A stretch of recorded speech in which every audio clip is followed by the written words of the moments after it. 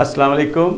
मैं doctor rice Ahmad smart biofloc technologies की तरफ से आपके सामने हाज़िर हूँ।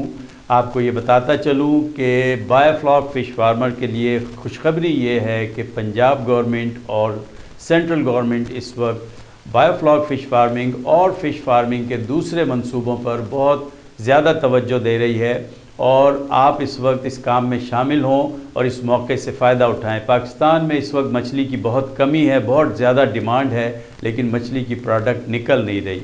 अगर आप लोग इसमें आएंगे तो बहुत कमाएंगे। ये बहुत अच्छा और देर पा बिज़नेस है, इसको कोई ज़वाल नहीं है। इंशाअल्लाह आप इस काम में आइए, क्योंकि आपको भी पता है और मेरा ख़्याल है पाकिस्तान के बेशतर लोगों को ये इस बात का इदराक हो चुका है कि बकिया दूसरे गोश्त जितने भी किस्म के मीट हम इस्तेमाल करते हैं उनमें सबसे ज़्यादा सेहत बख्श मछली का गोश्त।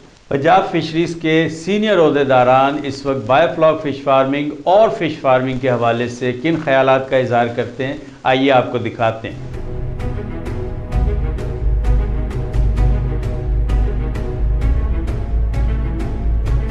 बायोफ्लॉक टेक्नोलॉजी पूरी दुनिया में ही कामयाब है, लेकिन इसके लिए कुछ प्री रिक्विजिट्स चाहिए। अगर आपका फार्मर उन प्री रिक्विजिट्स को पूरा करेगा तो वो इसमें सक्सेसफुल होगा। अगर उसमें कोई कोताही करेगा तो उस हिसाब से वो उतना उसमें कोई नुकसान उठा सकता है। बायोफ्लॉक का जो बेसिक कॉन्सेप्ट है वो ये है कि जो मछली खुराक खा रही है उसका कुछ हिस्सा जो ज़ाया हो रहा है, चाहे वो उसके अनडाइजेस्टेड जा रहा है या अनईटन है, वो उसको इस्तेमाल कर सके और उसको हम ऐसी यूजेबल फार्म में लेके आ सकें जिसको मछली दोबारा खा सके।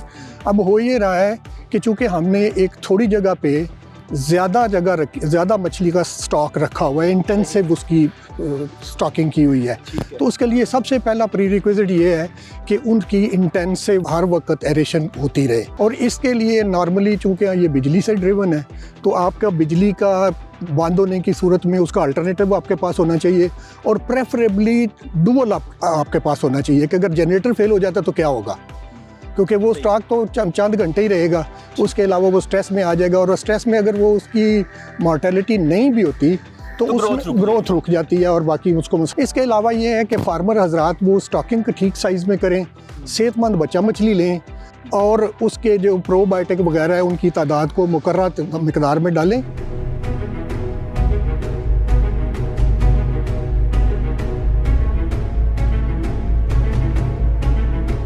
जी, आपने देखा कि पंजाब फिशरीज़ और पाकिस्तान गवर्नमेंट किस तरह से इस काम में दिलचस्पी ले रही है और नए आने वालों को बहुत ज़्यादा हौसला अफजाई कर रही है। तो आप लोगों से दरख्वास्त है कि इस काम को देखें, सुने, समझें और कोई सवाल हो तो हमसे पूछें। हम आपके हर सवाल का जवाब देंगे और आपको मुतमईन करेंगे। ये इस वक्त मुनासिब वक्त है इस काम में शामिल होने के लिए। आप लोग कदम आगे बढ़ाइए, नीचे दिए गए नंबरों पर रब्ता करें, हम आपके साथ।